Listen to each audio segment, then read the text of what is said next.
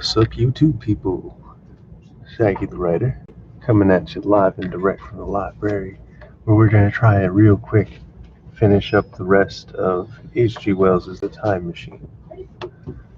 So, make sure y'all hit that like button. Shouts out to Gens the World G. Shouts out to the fine folks over at the r/alternate history hub Discord page. Hope you feel better, Enrique. All kinds of love going out to Brittany, Raheem, Santosh, the fine folks over here at the library. Oh man, we're gonna try and dive into this because we stopped at the end of chapter 5. So chapter 6.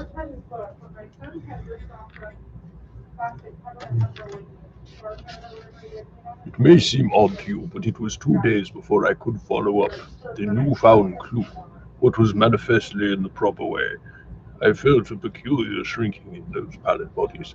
They were just the half-bleached color of the worms, and things one sees preserved in spirit in a zoological museum. They were filthy cold to the touch.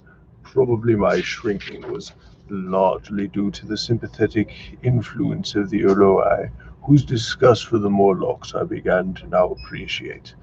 The next day I did not sleep well. Probably my health was a little disordered. I was oppressed with perplexity and doubt. Once or twice I had a feeling of intense fear for which I could perceive no definite reason. I remember creeping noiselessly into the great hall, where the little people were sleeping in the moonlight. That night Weena was among them, and feeling reassured by their presence. It occurred to me even then that, in the course of the last few days, the moon must pass through its last quarter, and the nights grow dark. When the appearances of these unpleasant creatures from below, these withered lemurs, in this new vermin that had replaced the old, might be more abundant. And on both these days I had the restless feeling of one who shirks an inevitable duty. I felt assured that the time machine was only to be recovered by boldly penetrating these underground mysteries, yet I could not face the mystery. If only I had a companion it would have been different, but I was so horribly alone, and even to clamber down into the darkness of the well appalled me. I don't know if you will understand my feeling, but I never felt quite safe at my back. This was restlessness. This was insecurity. Perhaps that drove me further and further afield in my exploring conditions, going down southwestward towards the rising country that is now called the Comeward. I observed fall off in the direction of 19th century Barnstead, a vast green structure, different in character from any I'd seen hitherto. It was larger than the largest of the places or ruins I knew, and the facade had an oriental look, the face of it having been luster as well as a pale green tint, a kind of bluish green of a certain type of Chinese porcelain. This difference in aspects suggests a difference in use, and I was minded to push on and explore. But the day was growing late, and I had come upon the site of the place after a long and tiring circuit, so I resolved to hold over the adventure for the following day. And when I returned, I welcomed the caresses of little Weena.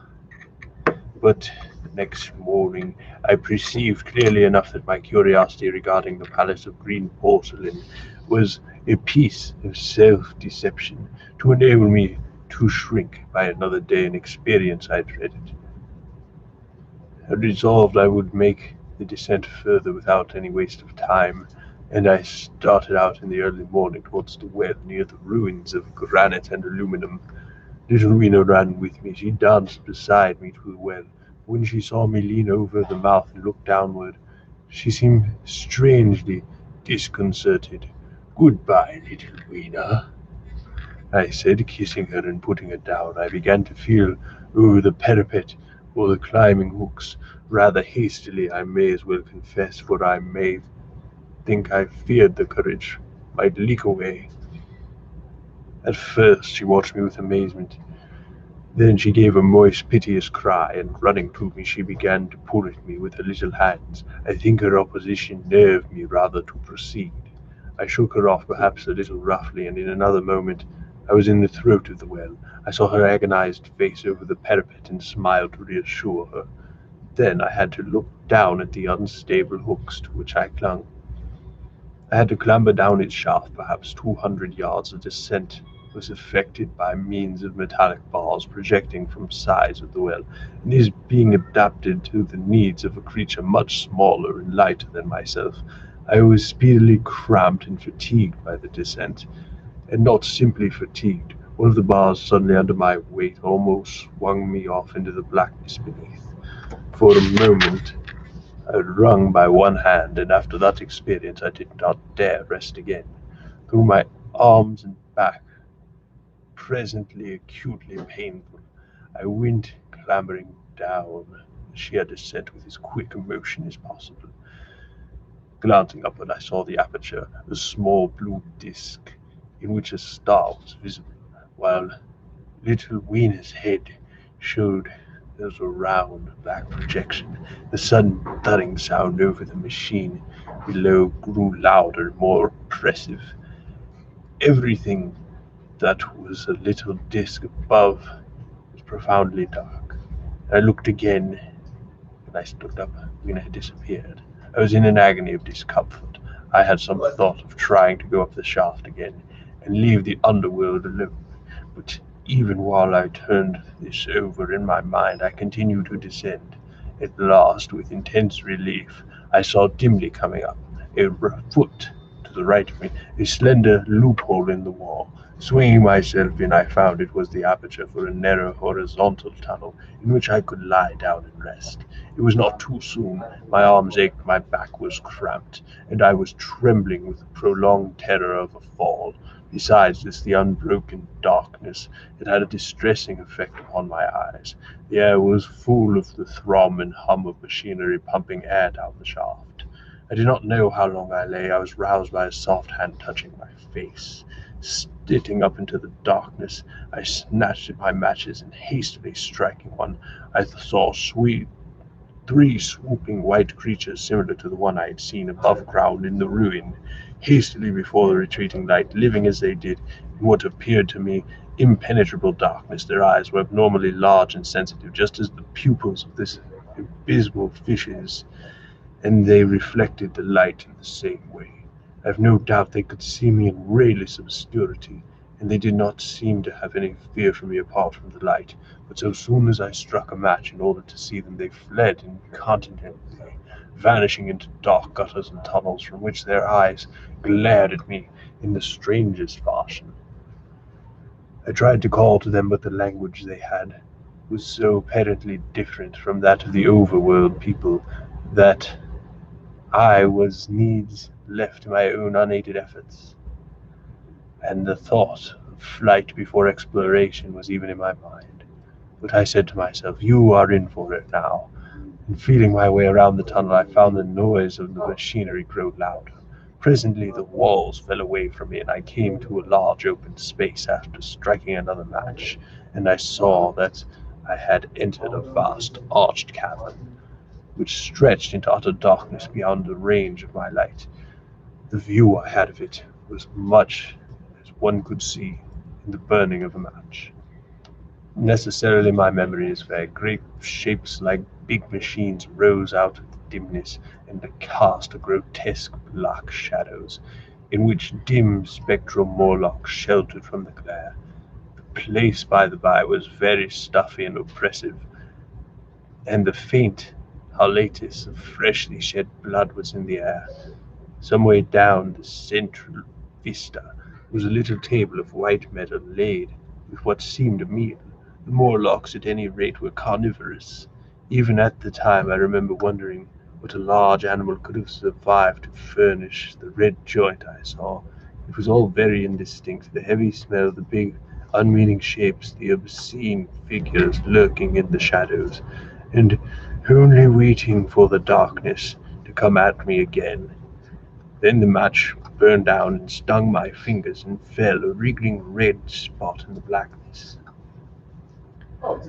I've thought since how particularly ill-equipped I was for such an experience.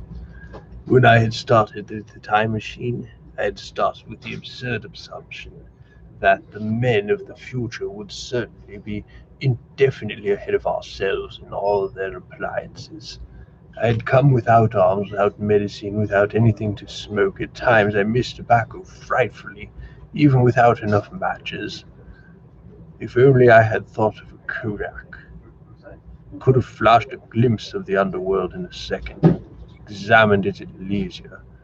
But as it was, I stood there, with only the weapons and the powers nature had endowed me with, hands, feet, teeth, these four safety matches that still remained to me.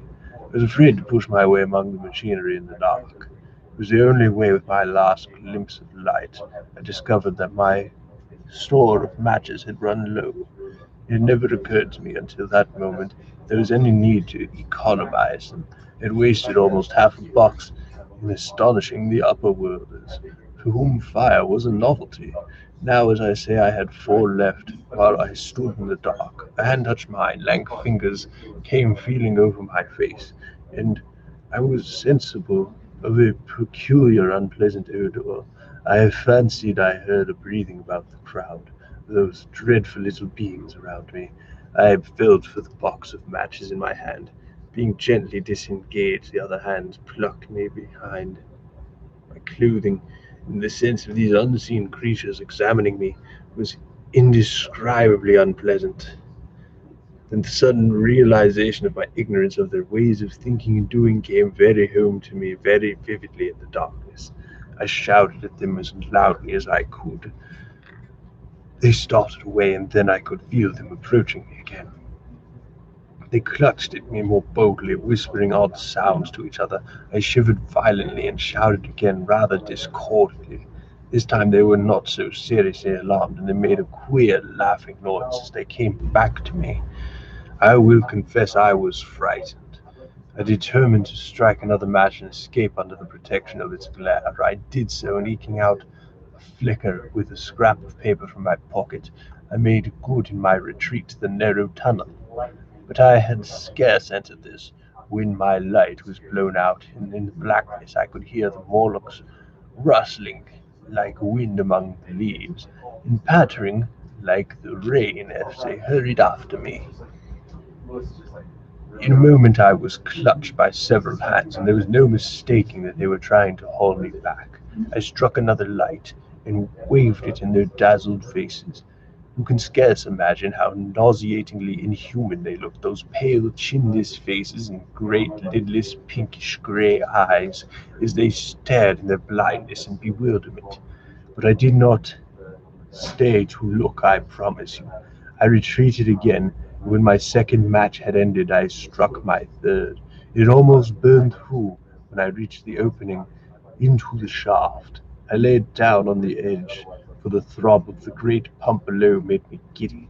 Then I fell sideways for the projecting hooks, and as I did so my feet were grasped from behind. I was violently tugged backward. I lit my last match, and it incontinently went out. But I had on my hand the climbing bars now, and I kicked violently. I disengaged myself from the clutches of the Morlocks, and was speedily clambering up the shelf while they stayed peering and blinking up at me, all but one little wretch who followed me for some way and well nigh secured my boot as a trophy. That climb seemed interminable to me. With the last 20 or 30 feet of it, a deadly nausea came upon me. I had the greatest difficulty in keeping my hold. The last few yards was a frightful struggle against this faintness. Sometimes my head swam, and I felt all the sensations of falling. At last, however, I got over the well mouth somehow, and staggered out of the ruin into the blinding sunlight. I fell upon my face. Even the soil smelled sweet and clean, and then I remember Weena kissing my hands and ears, and the voices of others among the Eloi. Then, for the first time, I was insensible. Yes. So that was chapter 6. Yeah. Man, it shouts out all kinds of love to Renzo Flutes and the Shakuhachi gang. Mad love going out to all the Virgos as well. I did not say anything just yet, but It's because I'm a Cancer and I forget about other folks sometimes as a greedy bot of greed, you know. But mad love to Aaron, to Keenan. There's a few other really dope Virgos out here, of course, a lot of famous ones. R.I.P. Kobe. Um, Obviously, H.G. Wells, who is more towards the end of the month, but you still have to show them some love, you know what I'm saying? Just for being one of the dopest writers of all time. Same goes for Stephen King, but we might actually wait till the end of the month to start getting into any Stephen King. Now, as I've said before, and I will say again, the time traveler is a Chad, so we have to do the Chad voice, and I hope that my voice doesn't go out in the process. But we got almost an hour and a half, and I think we can do this. So, Chapter 7. Now indeed I seemed in a worse case than before, hitherto except during my night's anguish at the loss of the time machine. I had felt a sustained hope of ultimate escape, but that hope was staggered by these new discoveries. Hitherto I had merely thought myself impeded by the childish simplicity of the little people, and by some unknown forces which I had only to understand to overcome. But there was altogether new element in the sickening quality of the Morlocks, something inhuman and malign. Instinctively I loathed them. Before I had felt as a man might feel when he had fallen into a pit. My concern was with the pit and how to get out of it. Now I felt like a beast in a trap, whose enemy would come upon him soon. The enemy, I dared may surprise you. It was the darkness of the new moon. Gwyn had put this into my head by some of the first incomprehensible remarks about dark nights. It was not now such a very difficult problem to guess at what the dark nights might mean. The moon was on the wane. Each night there was a longer interval of darkness, and I now understood to some slight degree at least the very reason of the fear of the little upper world people for the dark. I wondered vaguely what foul villainy it might be that the Morlocks did under the new moon. I felt pretty sure now that my second hypothesis was all wrong. The upper world people might have once been the favored aristocracy, and the Morlocks their mechanical servants, but that had long since passed away. The two species that had resulted from the evolution of man were sliding down towards or had already arrived at an altogether new relationship. The Loi, like the Carolingian kings, had decayed to a mere beautiful futility. They still possessed the earth on sufferance, since the Morlocks, the subterranean for innumerable generations, had come up at least to find the daylit surface intolerable, and the Morlocks made their garments, I inferred, and maintained them in their habitual needs, perhaps through the survival of an old habit of service. They did it as a standing horse paws with his foot, or as a man enjoys killing animals in sport, because ancient and departed necessities had impressed it on the organism. But clearly the old order was already in part reversed. The nemesis of the delicate ones was creeping on a pace. Ages ago, thousands of generations ago, man had thrust his brother man out of the ease and the sunshine, and now that brother was coming back changed. Already the Eloi had begun to learn one old lesson in movement. They were becoming reacquainted with fear, and suddenly there had come into my head the memory of the meat I had seen in the underworld. It seemed odd how it floated into my mind, not stirred up as it were by the current of my meditations, but coming in almost like a question from the outside. I tried to recall the form of it. I had a vague sense of something familiar, but I could not tell what it was at the time. Still, however, the helpless little people in the presence of their mysterious fear, I was deeply constituted.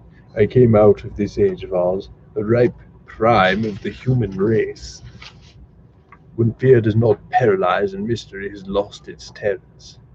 I, at least, would defend myself, Without further delay, I determined to make myself arms with the fastness where I might sleep. With that refuge as a base, I could face this strange world with some of that confidence I had lost in realizing what the creatures night by night lay exposed. I felt I could never sleep again until my bed was secure from them. I shuddered with horror to think how they must have already examined me. I wandered during the afternoon along the valley of the Thames, but found nothing that condemned itself into my mind as inaccessible. All of the buildings and trees seemed easily practicable to such dexterous climbers as the Morlocks, to judge by their wells must be. Then the tall pinnacles of the palace of green porcelain and the polished gleam of its walls came back to memory. And in the evening, talking Weena like a child upon my shoulder, I went up the hills towards the southwest, and the distance I had reckoned was 7 or 8 miles, but it must have been nearer 18. I had first seen the place on a moist afternoon when differences are deceptively diminished. In addition, the heel of my shoes were loose, and a nail was working through my sole. They were comfortable old shoes I wore about outdoors, so that I was lame, and it had already long passed sunset when I came to the sight of the palace, silhouetted black against pale yellow of the sky. Weena had been hugely delighted when I began to carry her, but after a while she desired me to let her down and ran along by the side of me, occasionally darting off on either hand to pick flowers and stick them into my pockets. My pockets had always puzzled Weena, but at last she had concluded that they were an eccentric kind of vase for floral decoration. At least she utilized them for that purpose. And that reminds me, in changing my pocket, I found. The time traveler paused, put his hand into his pocket, and silently placed 2 withered flowers, not unlike very large white mallows, upon the little table. And then he resumed his narrative. As the hush of evening crept over the world, and we proceeded onto the hill towards Wimbledon, Weena grew tired and wanted to return to the house of grey stone, but I pointed out the distant pinnacles of the palace of green porcelain to her, and contrived to make her understand that we were seeking a refuge there from her fear. You know that great pause that comes upon things before dusk? Even the breeze stops the trees. To me there was always an air of expectation about the evening stillness. The sky was clear, remote, and empty, save for a few horizontal bars in the sunset. Well, that night the expectation took the color of my fears. In the darkling calm, my senses seemed preternaturally sharp. I fancied I could even feel the hollowness of the ground beneath my feet, could indeed almost see through it the Morlocks on their anthill going hither and thither and waiting for the dark. In my excitement I fancied that they would receive my invasion of their burrows as a declaration of war. And why had they taken my time machine? So we went on in the quiet, and the twilight deepened into night, and the clear blue of the distance faded, and one star after another came out and grew dim, and the trees grew black. Weena's fears and her fatigue grew upon her. I took her in my arms and talked to her and caressed her. Then, as the darkness grew deeper, she put her arms around my neck and, closing her eyes, tightly pressed her face against my shoulder. So we went down a long slope into the valley, and there was a dimness. I almost walked into this little river. Then I waded and went up the opposite side of a valley, past a number of sleeping houses, and by a statue of fawn or some such figure minus the head. Here too were cicadas. So far as I had seen nothing of the Morlocks, but it was early yet in the night, and the dark hours before the old moon rose were still to come. From the brow to the next hill I saw thick wood spreading wide and black before me. I hesitated at this. I could see no end to it. either to the right or the left. Feeling tired, my feet in particular were very sore.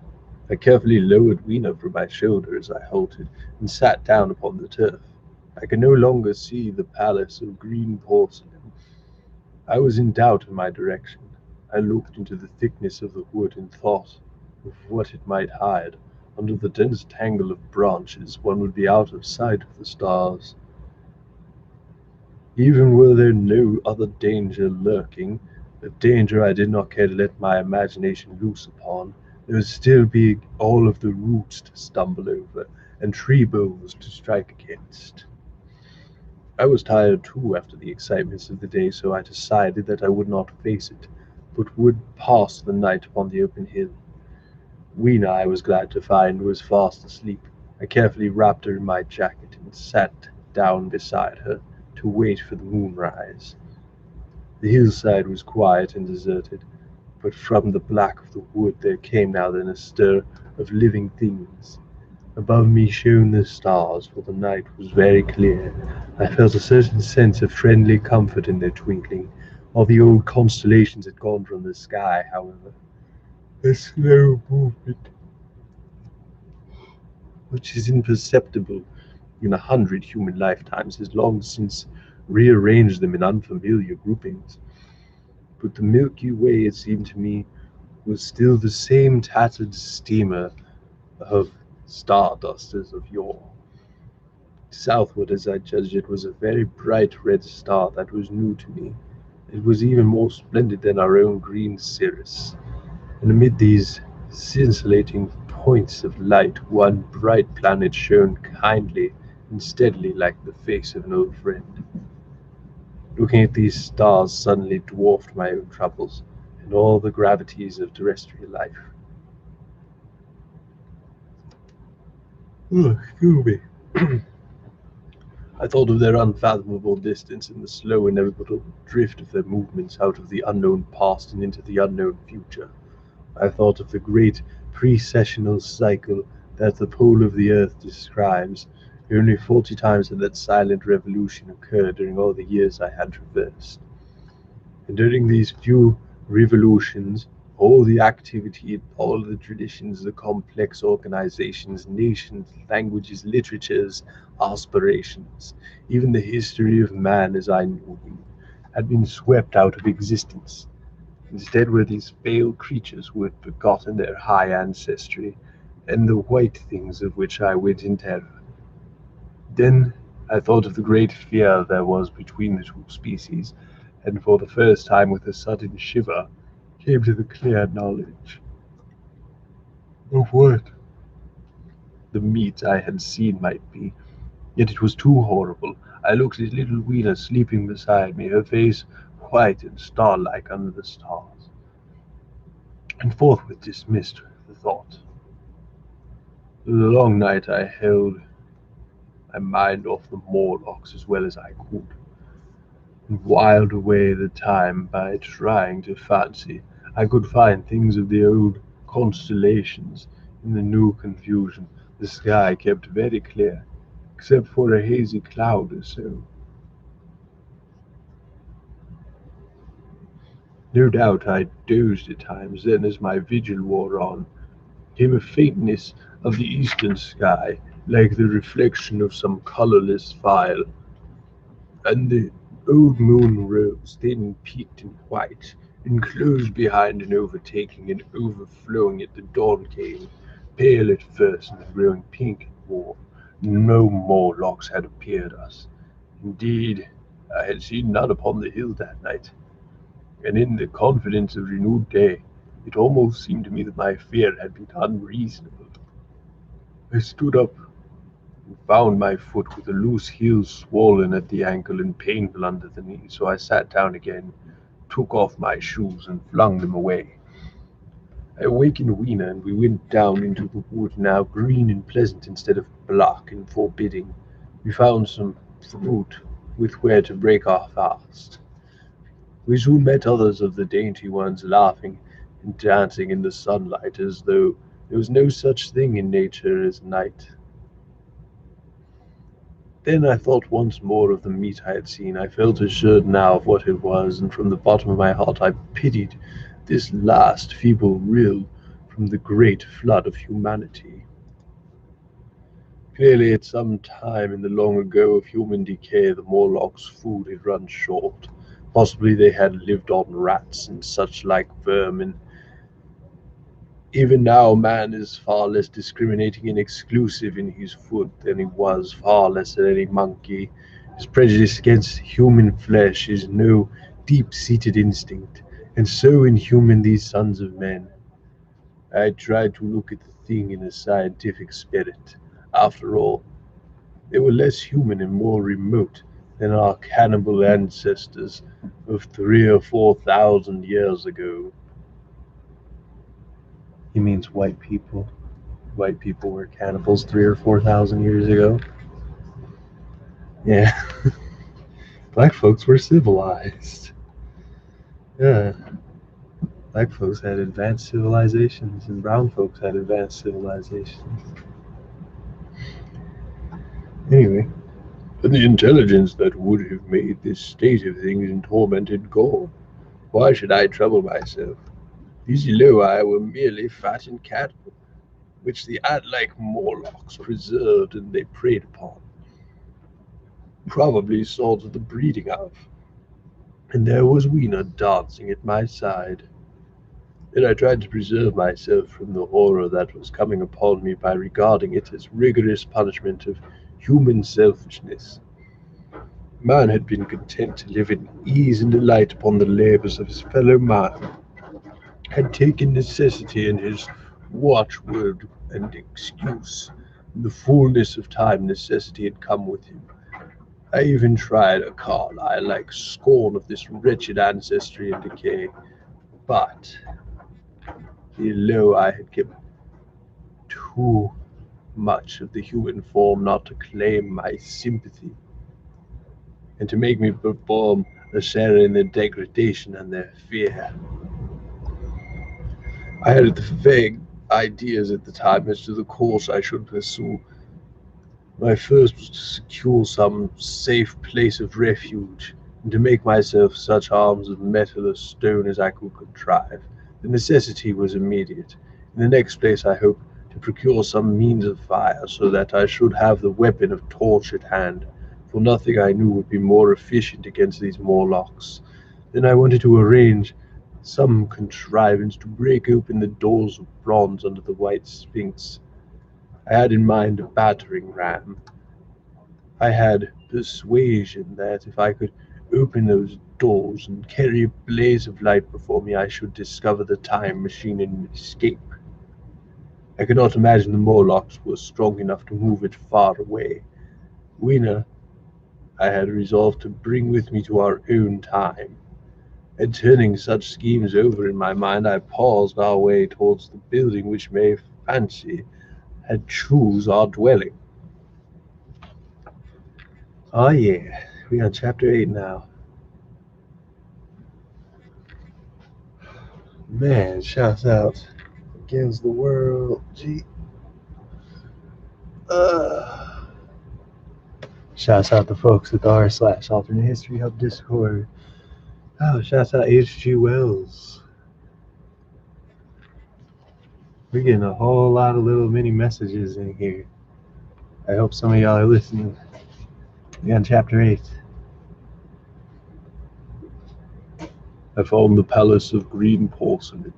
When we approached it about noon, deserted and falling into ruin, only raggedy vestiges of glass remained in its windows, and great sheets of the green facing had fallen away from the corroded metallic framework.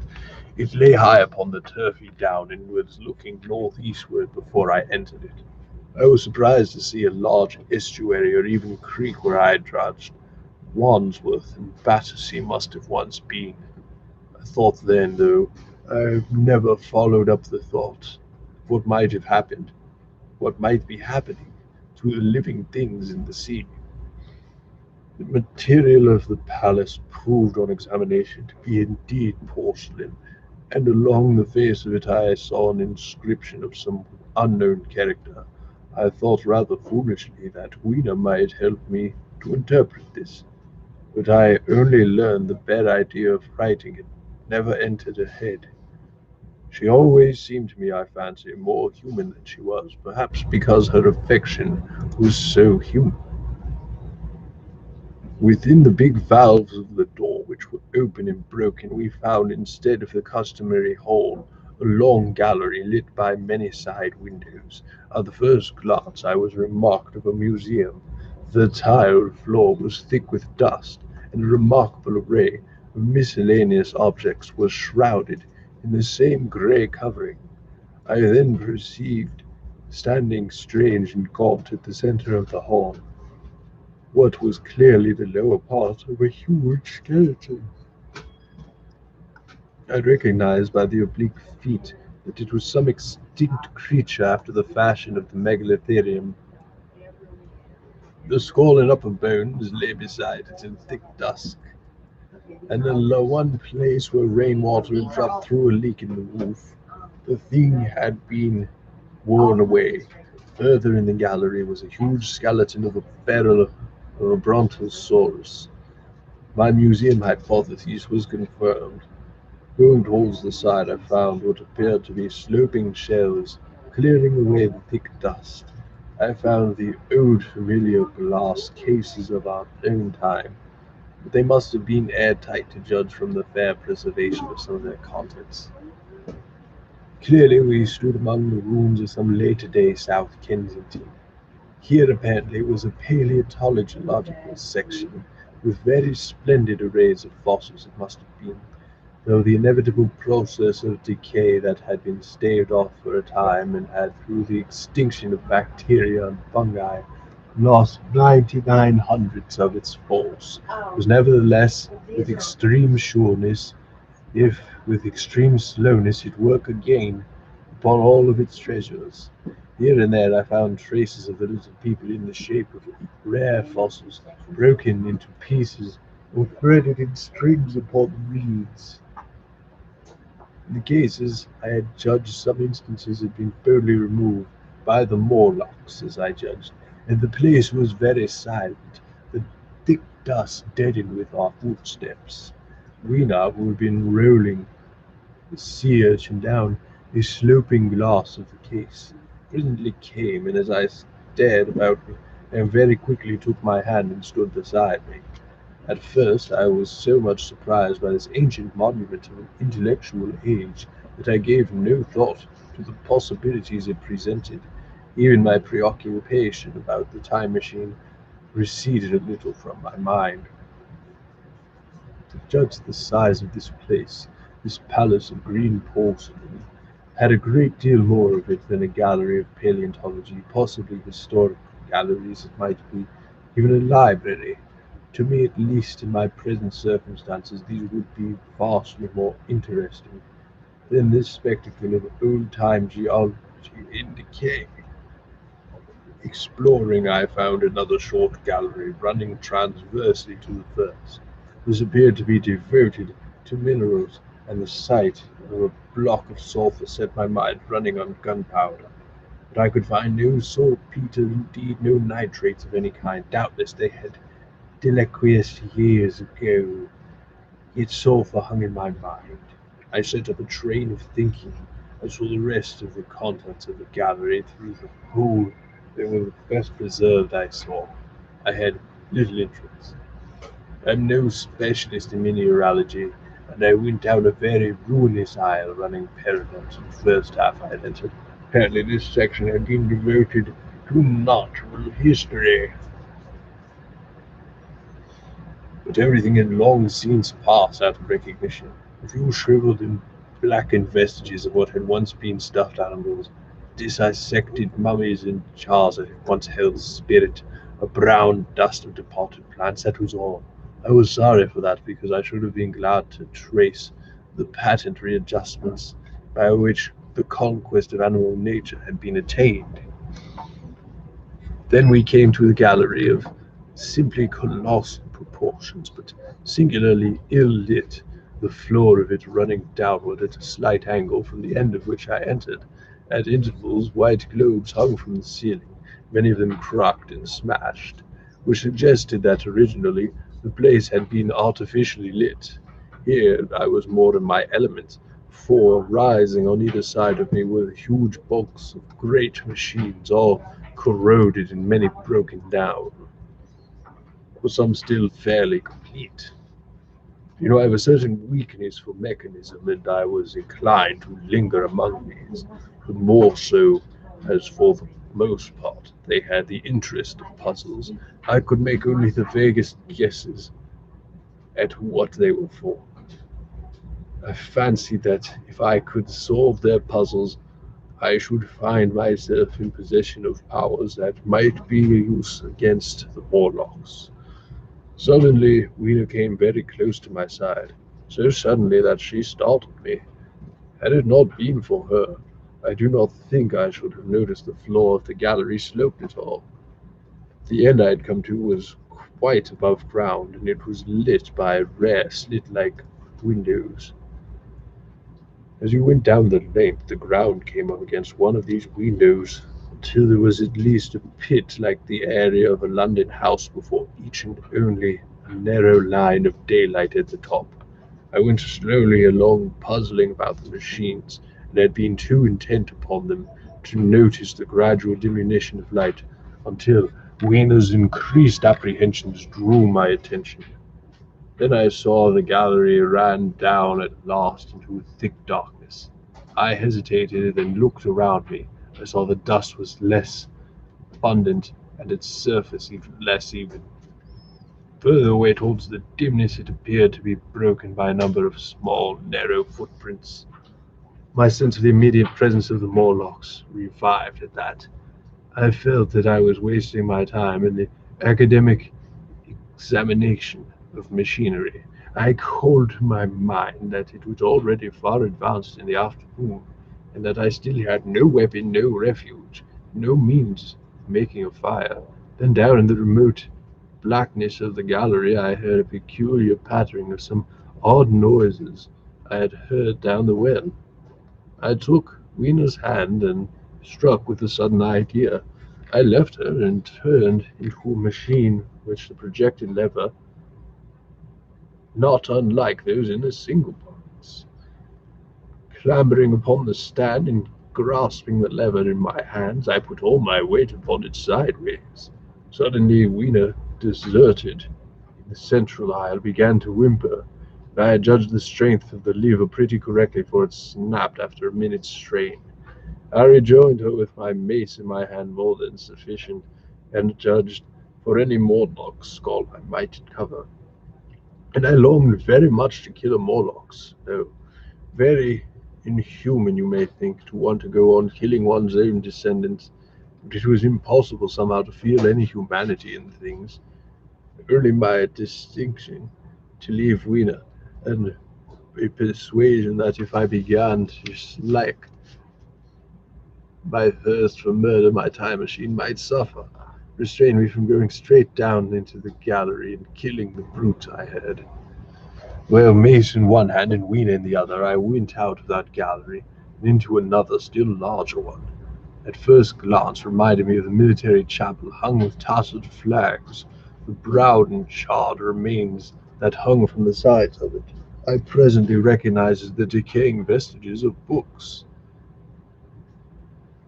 They had long since dropped to pieces, and every semblance of print had left them, but here and there were wrapped boards and cracked metallic clasps that had told the tale well enough. Had I been a literary man, I might perhaps have moralized upon the futility of all ambition, but as it was, things struck me with the keenest force was enormous waste of labor to which the sombre wildness of rotting paper testified. At the time I will confess that I thought chiefly of the philosophical transactions and my own 17 papers upon physical optics.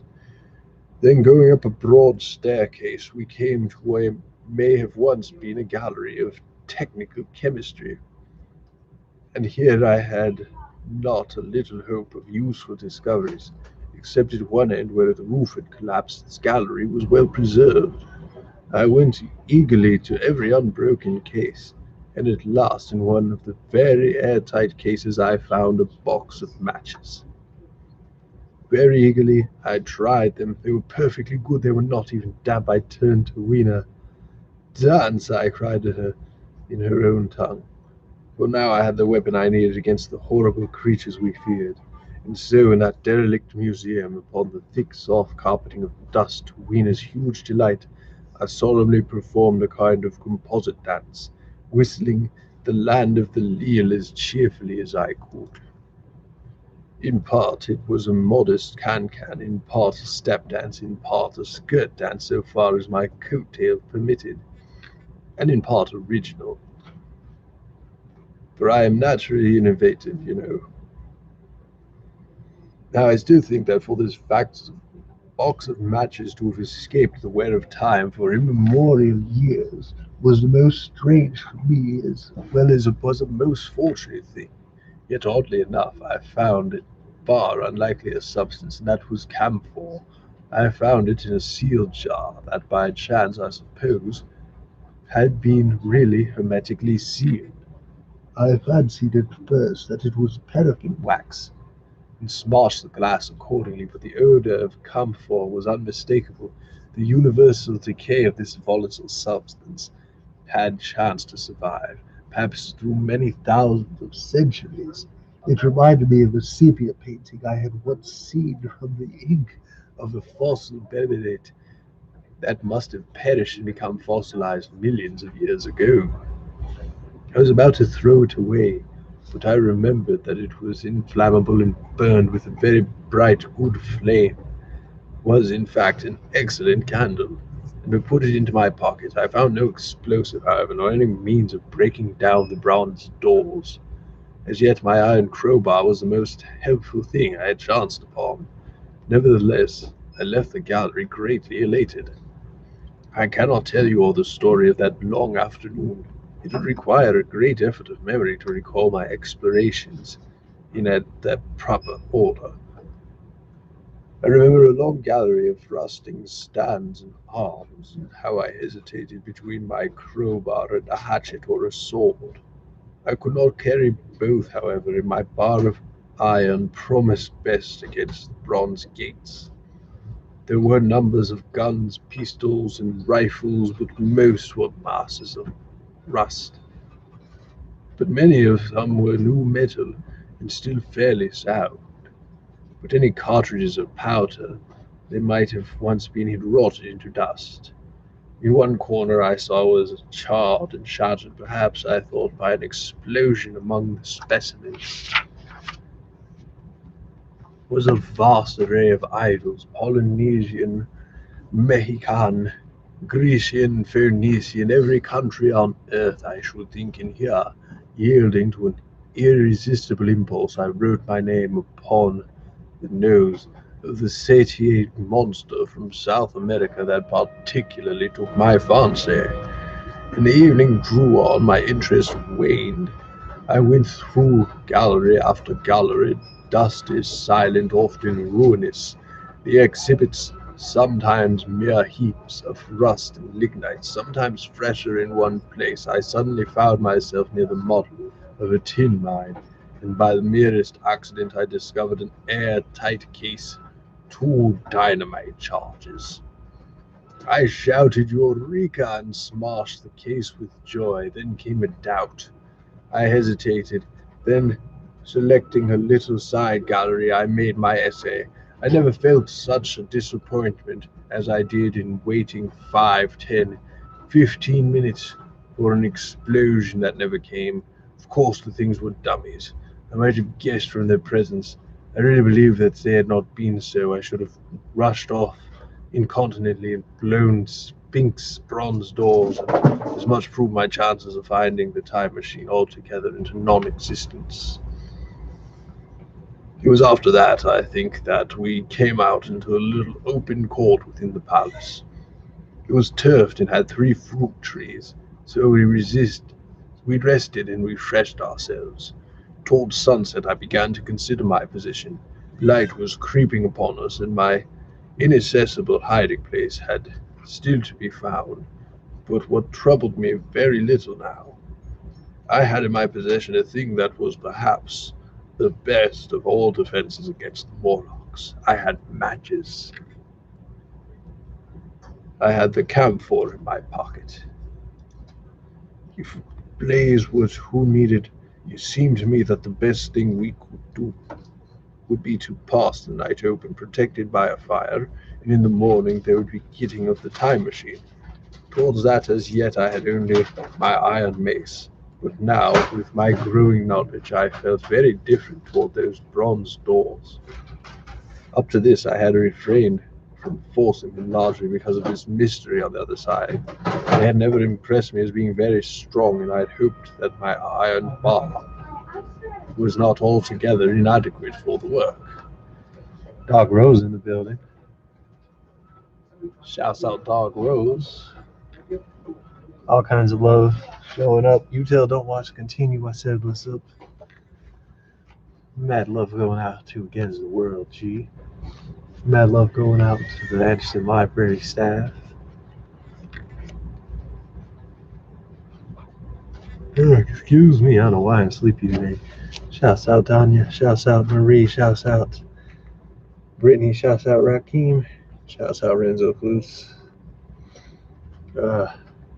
Yes, definitely go sub to Dog Rose. He's got real live chat voice. Not just making one up for live stream reading.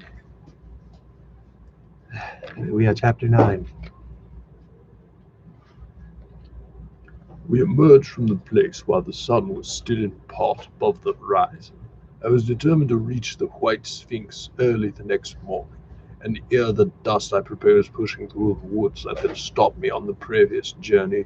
My plan was to go as far as possible that night, and then building a fire to sleep in the protection of its glare.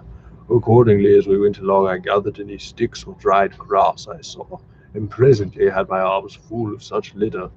Thus, loaded, our progress was slower than I had anticipated, and besides Weena was tired. I began to suffer from sleeplessness too, so that it was full night before we reached the wood. Upon the shrubby hill of its edge, Weena would have stopped, fearing the darkness before us, but a singular sense of impending calamity, that should indeed have served me as a warning, drove me onward. I had been without sleep for a night and 2 days, and I was feverish and irritable. I felt sleep coming upon me, and the Morlocks with it. While we hesitated among the black bushes behind us, and dim against their blackness, I saw 3 crouching figures. There was scrub and long grass all about us, but I did not feel safe from their insidious approach. The forest, I calculated, was rather less than a mile across. It would get through the bare side of the hill. There, as it seemed to me, was an altogether safer resting place.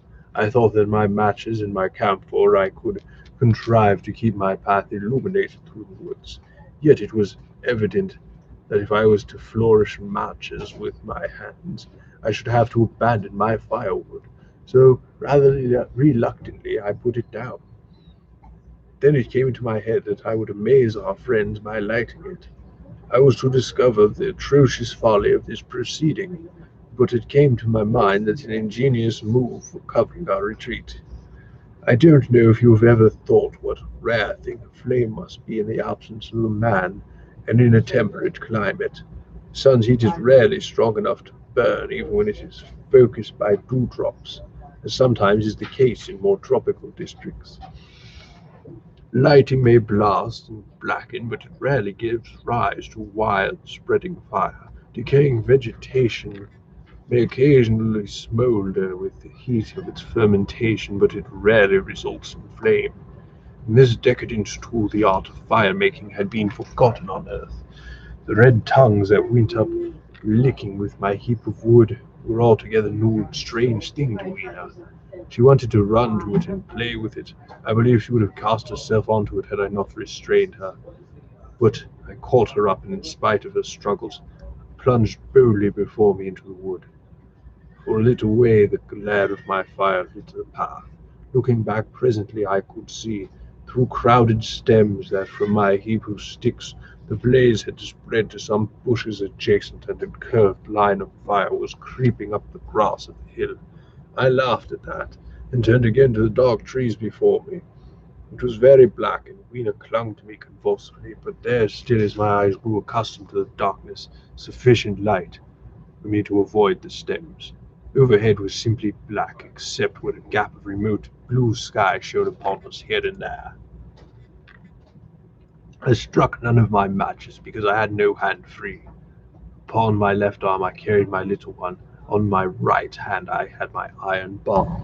For some way I heard nothing but the crackling twigs under my feet, the faint rustle of the breeze above, and my own breathing, and the throb of blood vessels in my ears. Then I seemed to know of a pattering about me. I pushed on grimly. The pattering grew more distinct. Then I caught the same queer sounds and voices I had heard in the underwood. There were evidently several of the Morlocks, and they were closing in upon me. Indeed, in another minute I felt a tug at my coat, then something at my arm, and Weena shivered violently and became quite still. It was time for a match. To get one I must put her down. I did so, fumbled with my pocket, struggled in the darkness, bowed my knees, perfectly still on her part, and with the same peculiar cooing sounds from the Morlocks. Soft little hands, too, were creeping over my coat and back, touching even my neck. Then the match stretched and fizzed. I held it flaring, and saw the white backs of the Morlocks in a flight amid the trees. I hastily took a light of camphor from my pocket, and prepared to light it as soon as the match should wane. And I looked at Weena. She was lying clutching my feet and quite motionless, with her face to the ground. With a sudden fright, I stooped to her. She seemed scarcely to breathe.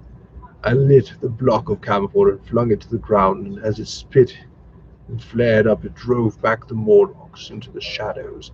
I knelt down and lifted her. The wood behind seemed full of the stir and murmur of a great company.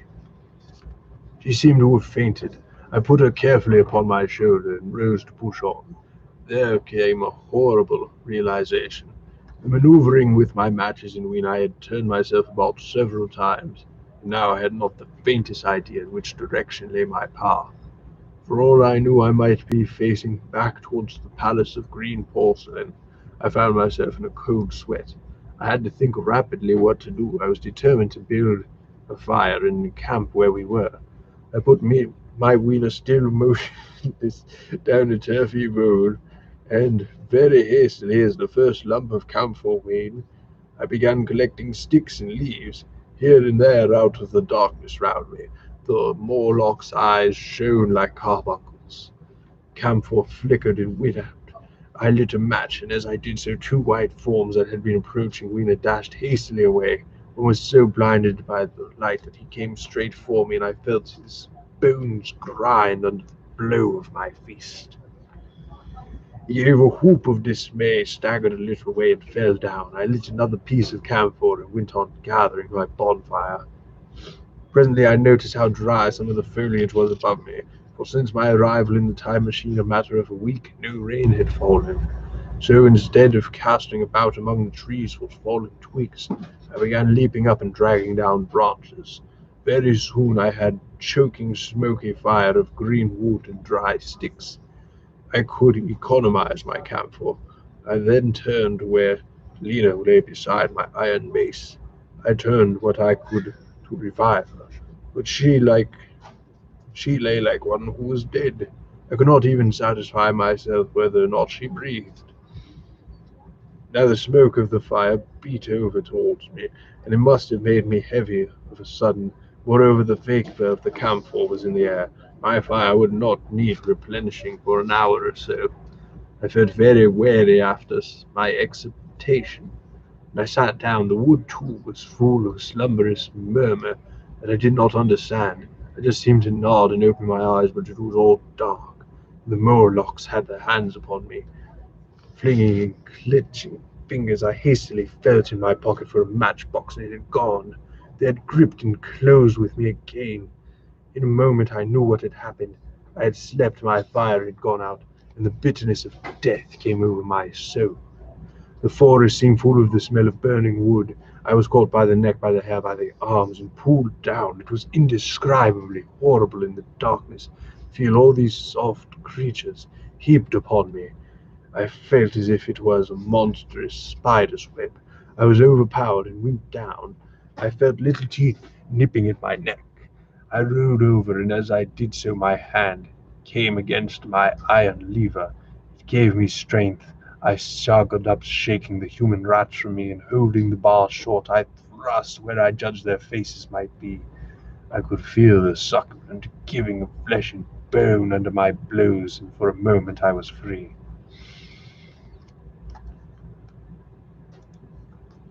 The strange exaltation that so often seems to accompany hard fighting came upon me.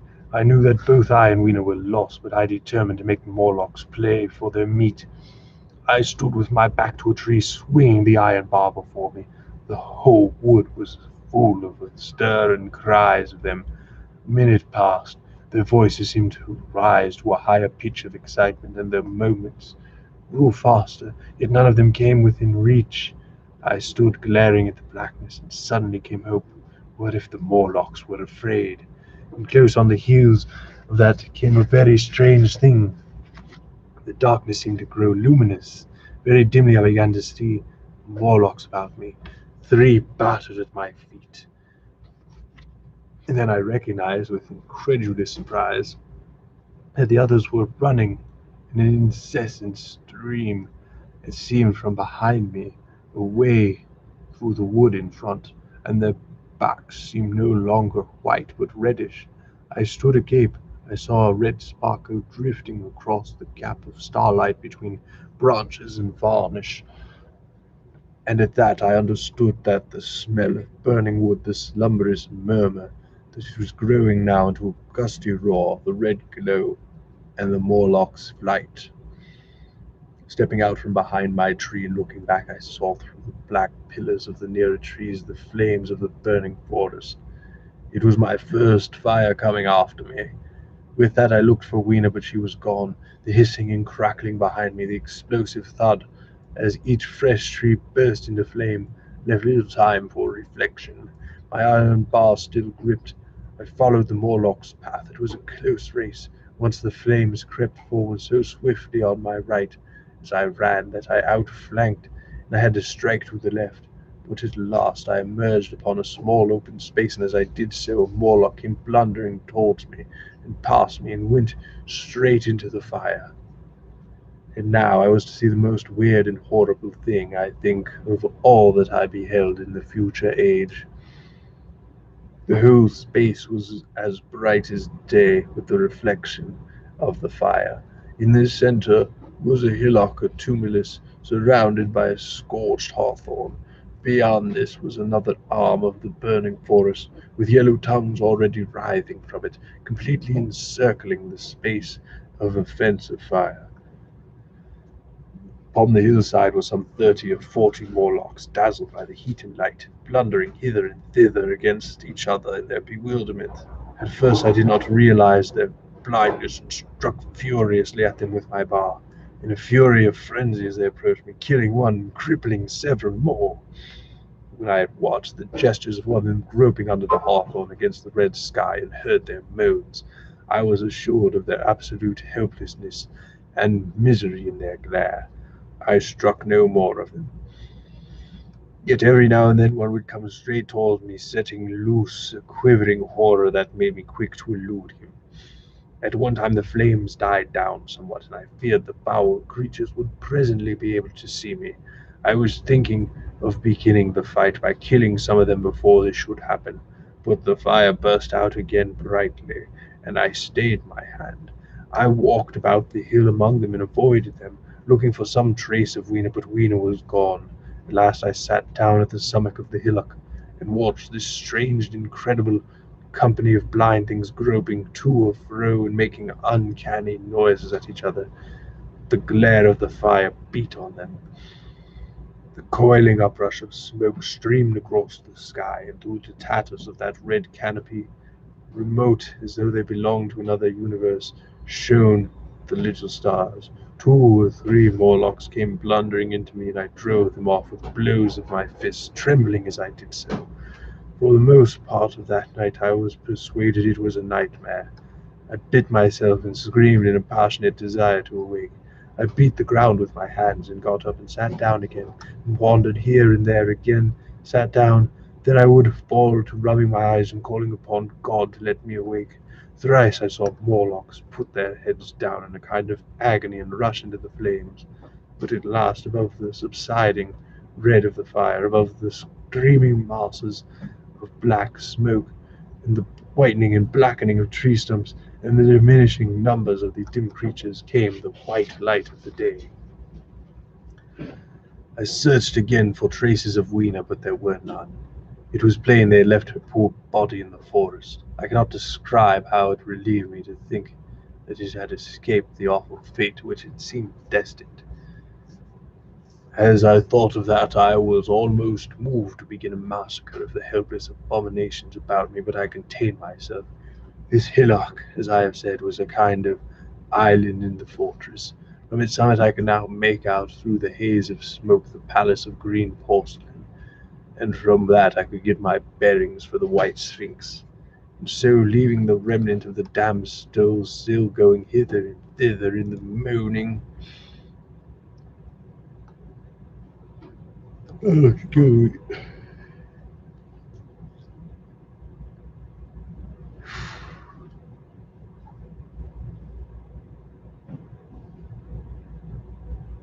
As the day grew closer, I tried some grass about my feet, and limped across the smoking ashes among the black stems, and still pulsated internally with fire towards the hiding place of the time machine.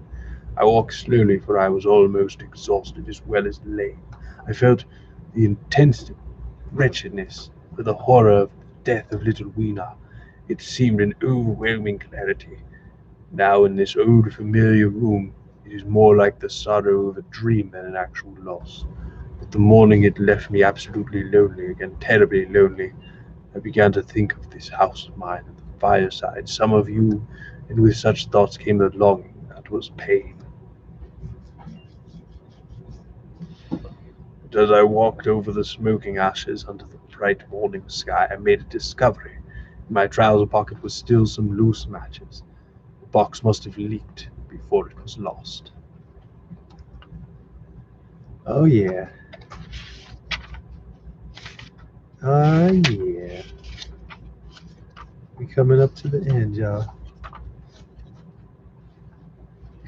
So like 15 pages left. Make sure to smash that like button. Chapter 10. About 8 or 9 in the morning, I came to the same set of yellow metal from which I had viewed the world upon the evening of my arrival. I thought of my hasty conclusions upon that evening, and could not refrain from laughing bitterly at my confidence. Here was the same beautiful scene, the same abundant foliage, the same splendid places and magnificent ruins, and the same river running across between its fertile banks. The gay robes of the beautiful people moved hither and thither among the trees. Some were bathing in exactly the place where I had saved Weena, and that suddenly gave me a keen stab of pain. And like blots upon the landscape rose the cupolas above the ways of the underworld. I understood now what all that beauty of the overworld people covered. Very pleasant was their day, as pleasant as a day of the cattle in the field. Like the cattle, they knew of no enemies, and provided against no needs, and their end was the same. I grieved to think of how brief the dream of the human intellect had been. It had committed suicide. It had set itself steadfastly towards comfort and ease, a balanced society with security and primacy as its watchword. It had attained its hopes to come to this at last. Once life and property must have reached almost absolute safety. The rich had been assured of his wealth and comfort, the toiler assured of his life and work. No doubt in that perfect world there had been no unemployment problem, no special question left unsolved, and a great quiet had followed. It was the law of nature we overlook, that intellectual versatility is the compensation for change, danger, and trouble. An animal perfectly in harmony with its environment is a perfect mechanism. Nature never appeals to intelligence until habitat and instinct are useless. There is no intelligence where there is no change and no need of change. Only those animals partake of intelligence that have met a huge variety of needs and dangers. So, as I see it, the upper world man had drifted towards his feeble prettiness, and the underworld to a mere mechanical industry. But that perfect state had lacked one thing even for the mechanical perfection: absolute permanency. Apparently, as time limped on, the feeding of the underworld, however it was effected, had become disjoined. Mother Necessity, who had been staved off for a few thousand years, came back again, and she began below.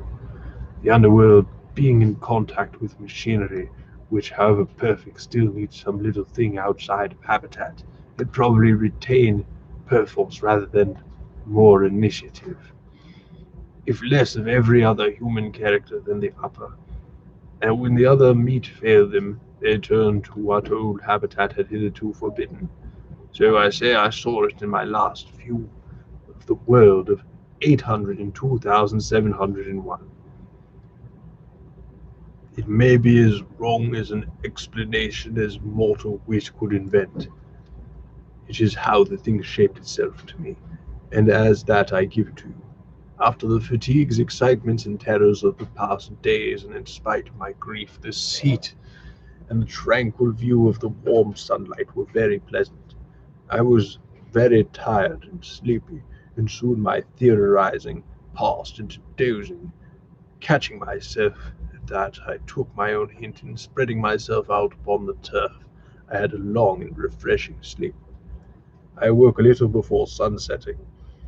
I now felt safe against being caught napping by the Morlocks, and stretching myself, I came on down the hill towards the White Sphinx. I had made my crowbar in one hand, while the other hand played with matches in my pocket.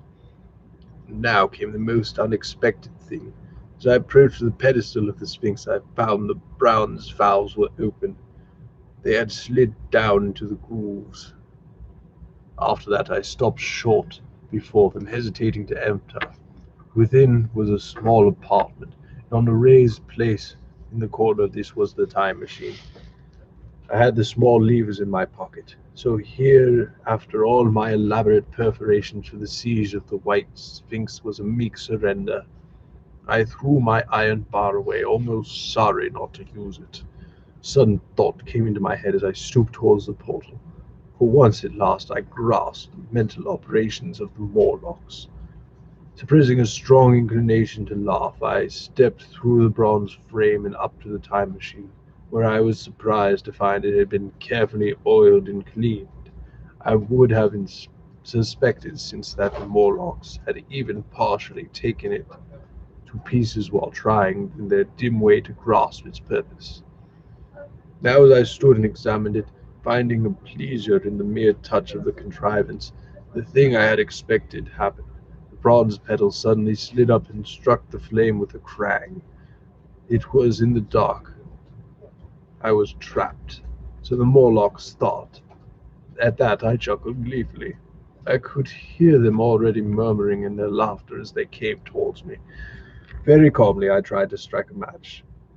I had only to fix the levers and depart then like a ghost. But I had overlooked one thing. The matches were of that abominable kind that you can only light on the box. You can imagine how my calm vanished. These little brutes were very close upon me. One touched me. I made a sweeping blow in the dark, and then at them with the levers, and began to scramble into the saddle of the machine. One came hand upon me, and then another. Then I had to simply fight against their persistent fingers for my levers, and at the same time feel for the studs over which these fitted. One indeed, they almost got away from me, as I'd slipped from my hand. I had to butt in the dark with my head. I could still hear Morlock scolding. To recover it, it was nearer thing than fight in the forest. I think is this the last scramble. But the lever was fitted and pulled over. The clinging hand slipped from me.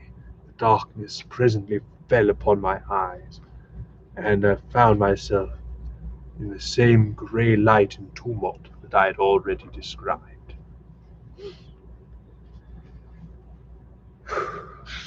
Chapter 11.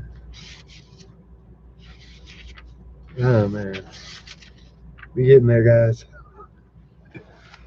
Thanks for coming by, smashing that like button, dog Rose. All kinds of love. I already told you of the sickness and confusion that comes with time traveling. This time I was not seated properly in the saddle, but sideways and in an unstable fashion. For an indefinite time I clung to the machine as it swayed and vibrated, quite unheeding how I went. And when I brought myself to look at the dials again, I was amazed to find when I had arrived.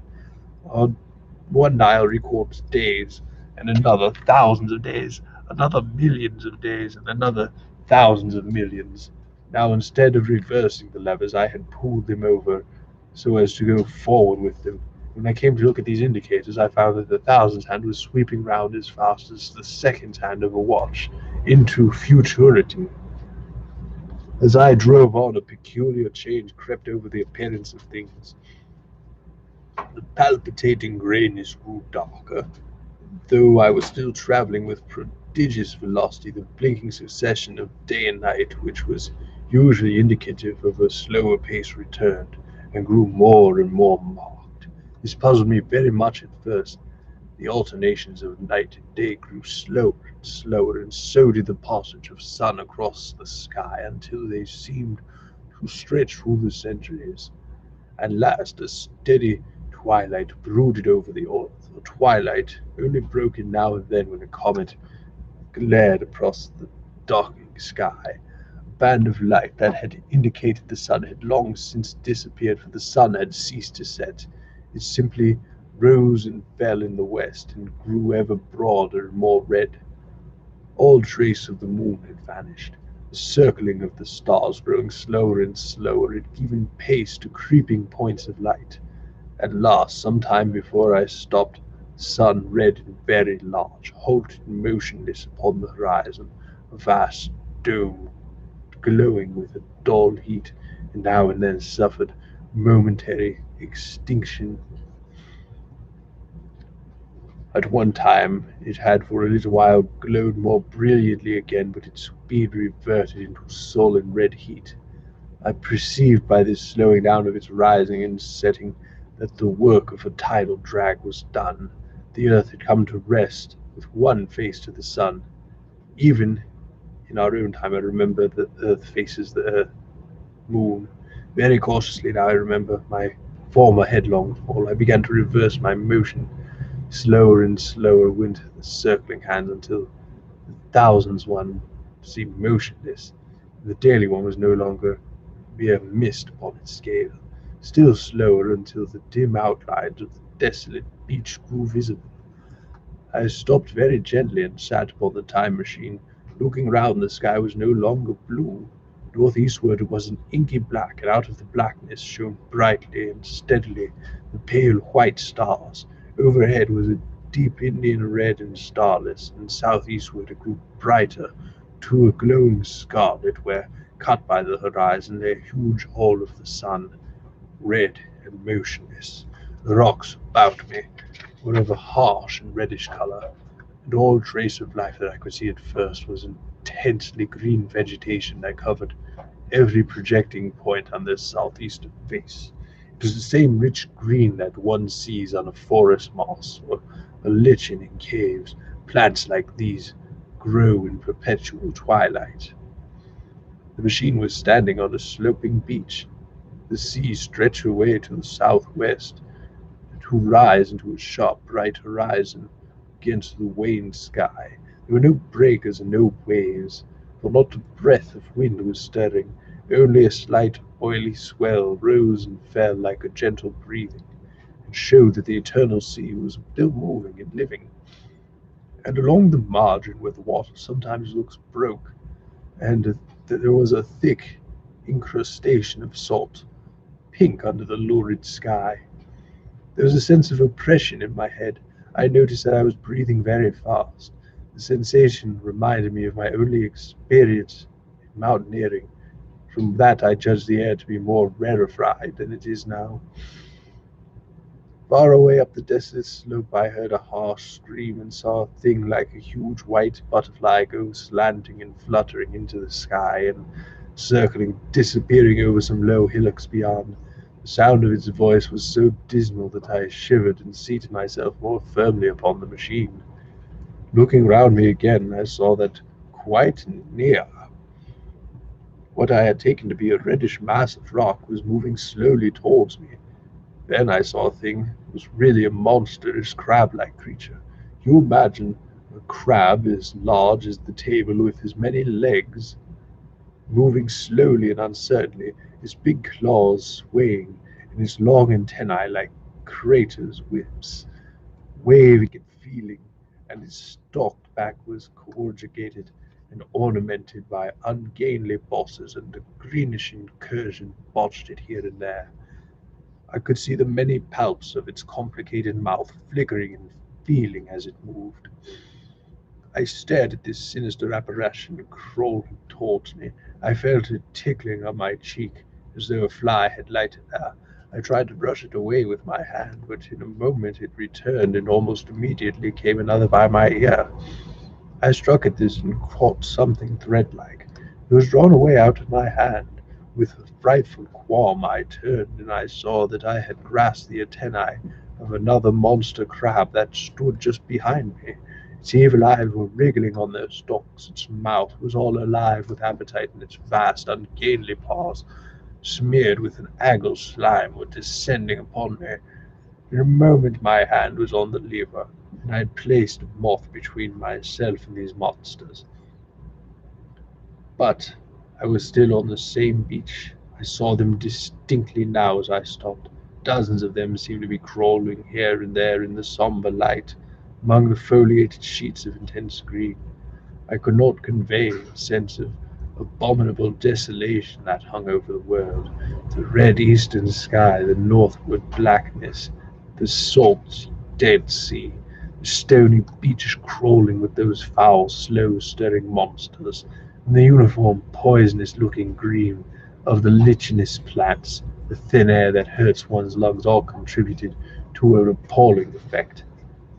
I moved on 100 years, and there was still the same red sun, a little larger, a little duller, the same dying sea, the same chill air, the same crowd of earthly crustacea, creeping in and out among the green weed and red rocks.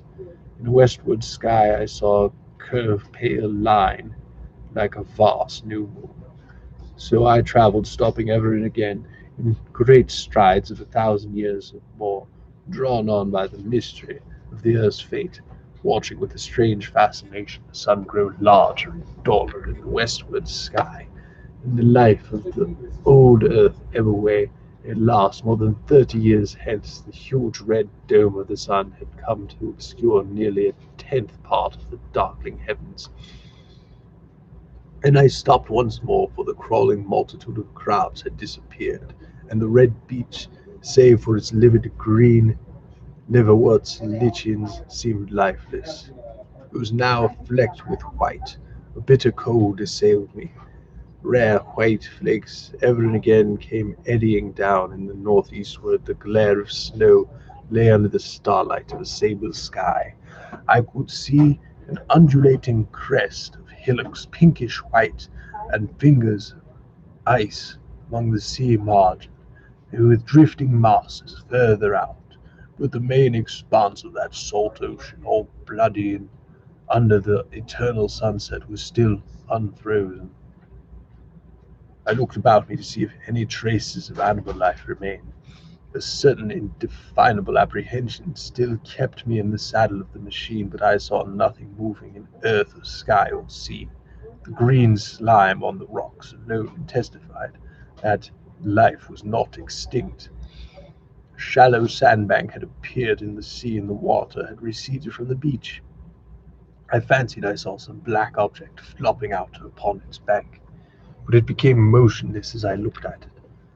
I judged that my eye had been deceived, and that the black object was merely a rock. The stars in the sky were intensely bright and seemed to me to twinkle very little. Suddenly I noticed that the circular westward outline of the sun had changed, that a concavity and bay had appeared in the curve. I saw this growing larger. For a minute, perhaps, I stared aghast at the blackness that was creeping over the day, and then I realized that an eclipse was beginning. Either the moon or the planet Mercury was passing across the sun's disk. Naturally, at first I took it to be the moon, but there is much to incline me to believe that what I really saw was the transit of an inner planet passing very near to the Earth. The darkness grew apace, a cold wind began to blow in freshening gusts from the east, and the showering white flakes in the air increased in number. From the edge of the sea came a ripple and a whisper. Beyond those lifeless sounds the world was silent. Silent.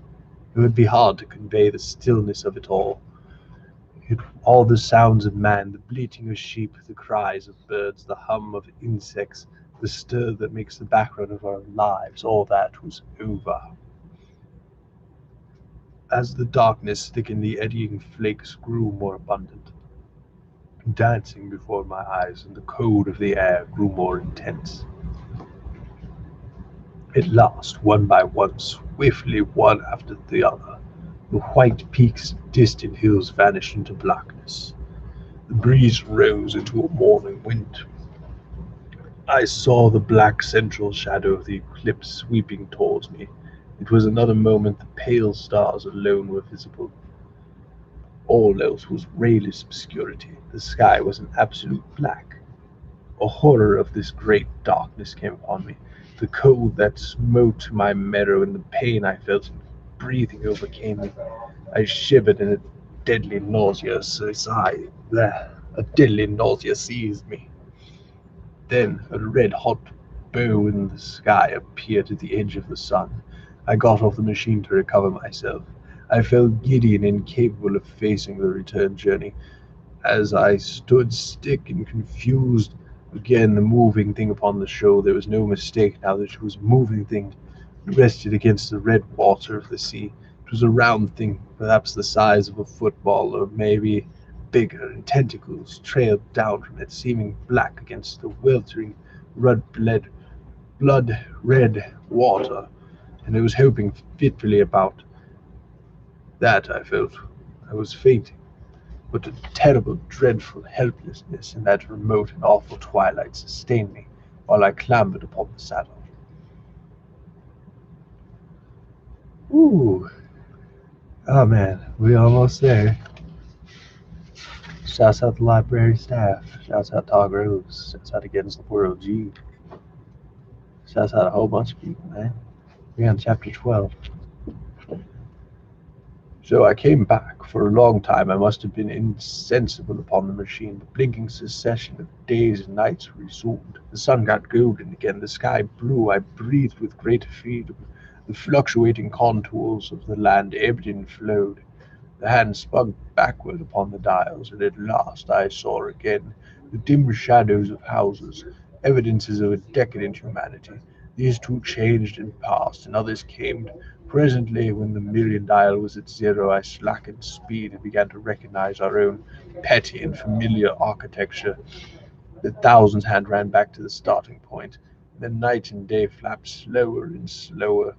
The old walls of the laboratory came round me. Very gently now I slowed the mechanism down. I saw one little thing that seemed odd to me. I think I may have told you when I set out before my velocity became very high. Mrs. Watchett had walked across the room, traveling as it seemed to me like a rocket. As I returned, I passed again across that minute when she traveled the laboratory. But now her every motion appeared to be the exact inversion of her previous ones. The door at the lower end opened, and she guided quietly up the laboratory, back foremost, and disappeared behind the door by which she had previously entered. Just before that, I seemed to see Hillier for a moment, but he passed like a flash. Then I stopped the machine and saw about me again the old familiar laboratory, my tools, my appliances, just as I had left them. I got off the thing very shakily and sat down upon my bench. For several minutes I trembled violently. Then I became calmer. Around me was my old workshop again, exactly as it had been. I might have slept there and the whole thing had been a dream. And yet, not exactly. The thing had started from the southeast corner of the laboratory. It had come to rest again in the northwest against the wall where you saw it. That gives you the exact distance from my little lord to the pedestal of the White Sphinx into which the Morlocks carried my machine. For a time my brain went stagnant.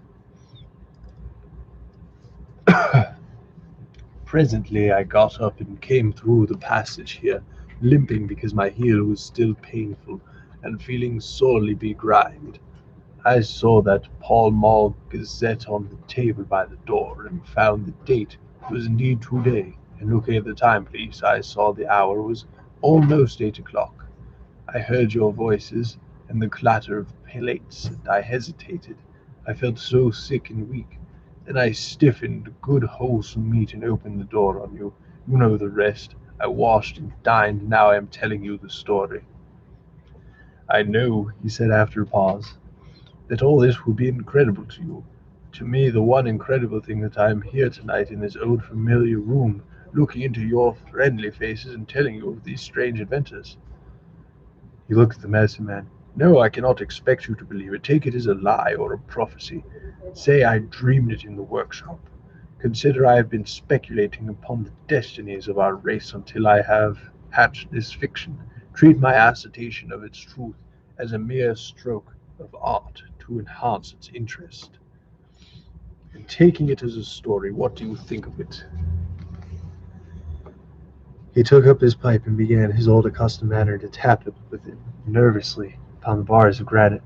There was a momentary stillness. Chairs began to creak and the shoes scrape upon the carpet. I took my eyes off the time traveler's face and looked round at his audience. They were in the dark. The little spots of color swam before them. The medical man seemed absorbed in his contemplation of our host. The editor was looking hard at the end of his cigar. The sixth, the journalist, fumbled for his watch. The others, as far as I remember, were motionless. The editor stood up with a sigh. "What a pity it is you're not a writer of stories," he said, putting his hand on the time traveler's shoulder. You don't believe? "Well," I thought not. the time traveler turned to us. Where are the matches? He said. He lit one up and spoke over his pipe, puffing. To tell you the truth, I hardly believe it myself. And yet, His eye fell with a mute inquiry upon the withered white flowers on the little table. Then he turned over the hand holding his pipe, and I saw he was looking at some half-healed scars on his knuckles. The medicine man rose, came to the lamp, examined the flowers. "The gynecome's odd," he said. The psychologist leaned forward to see, holding his hand out for specimen. it isn't hanged if it isn't 1:15, said the journalist. "I wish you would get home," Plenty of crabs at the station, said the psychologist. "It's a curious thing," said the medical man, "but I don't know what the order of these flowers. May I have them?" Time traveler hesitated, and then suddenly, Certainly not. "Where did you really get them?" said the medical man. The time traveler put his hand to his head, and he spoke like one who was trying to keep hold of an idea that eluded him. They were put into my pocket by Weena when I traveled into time. He stared round the room. I'm damned if it isn't all going. This room and you and the atmosphere and all every day is too much for my memory. Did I ever make a time machine or a model time machine, or is it all only a dream? They say life is a dream, a precious, poor dream at times, but I can't stand another that won't fit. It's madness. And where did the dream come from? I must look at that machine if there is one. He caught up the lamp swiftly and carried it, flaring red through the door, into the corridor. We followed him. There was a flickering light in the lamp. It was the machine, sure enough. Squat, ugly, and askew, a thing of brass, ebony, ivory, translucent, glimmering quartz. Solid to the touch, for I put out my hand and felt the rail of it, and with brown spots and the smears of ivory and bits of grass and moss upon the lower parts, one rail bent away. The time traveler put the lamp down on the bench, ran his hand along the damaged rail. It's all right now, he said. The story I told you was true. I'm sorry to have brought you out here in the cold. He took up a lamp, and in absolute silence we returned to the smoking room. He came into the hall with us and helped the editor on his coat. The medicine man looked into his face and, with certain hesitation, told me he was suffering from an overwork, at which he laughed hugely. I remember him standing in the open doorway, bawling good night. I shared a cab with the editor. He thought the tale a gaudy lie. For my own part, I was unable to come to a conclusion. The story was so fantastic and incredible, and the telling so credibly and sober. I lay awake most of the night thinking about it. I determined to go next day and see the time traveler again. I was told he was in the laboratory, and being easy terms in the house, I went up to him. The laboratory, however, was empty. I stared for a minute at the time machine and put out my hand and touched the lever. At that, the squat, substantial-looking mass swayed like a bow shaken in the wind.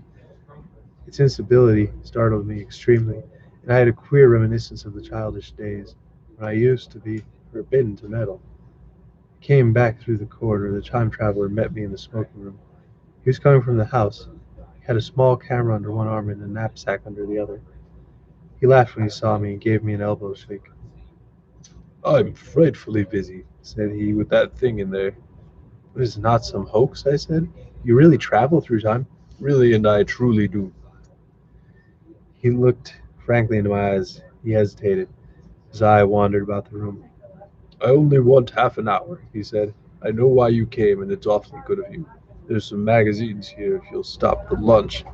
I'll prove this time traveling up to the hilt, specimen and all, if you'll forgive my leaving you now.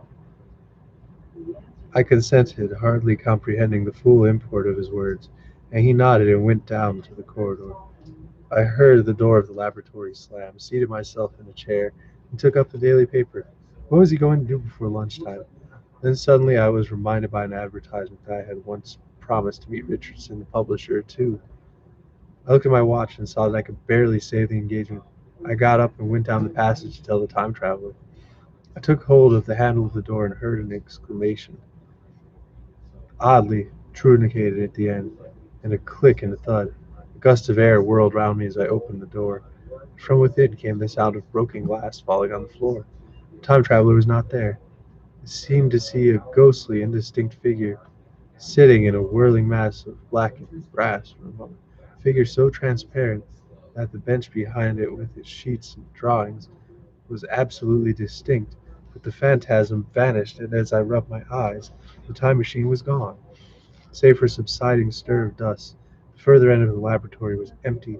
A pane in the skylight had apparently just been blown in. I felt an unreasonable amazement. I knew that something strange had happened, and for a moment I could not distinguish what that thing might be. As I stood staring, the door to the garden opened and a manservant appeared. We looked at each other, and ideas began to come. "Has Mr. Blank gone out the way?" said I.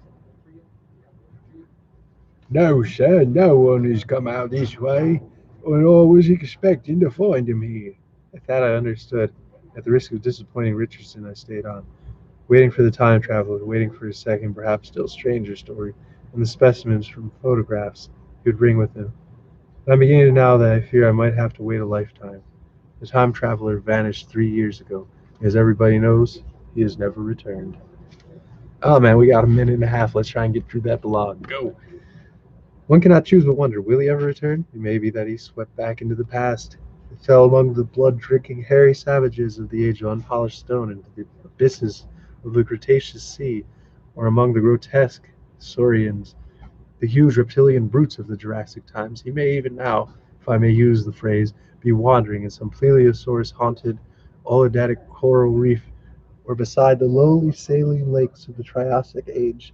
Or he did not go forward, or he did go forward, into one of the nearer ages in which men are still men, but with riddles of our own time answered, and its wearisome problems solved, into the manhood of the race. For I, for my own part, cannot think that these latter days of weak experiment, fragmentary theory, and mutual discord are indeed man's culminating time. I say for my own part, he I know for the question has been discussed among us long after the time machine was made, though but cheerlessly the advancement of mankind and saw the growing pile of civilization only a foolish heaping that must inevitably fall back upon and destroy its makers in the end. But even so, it remains for us to live as though it were not so.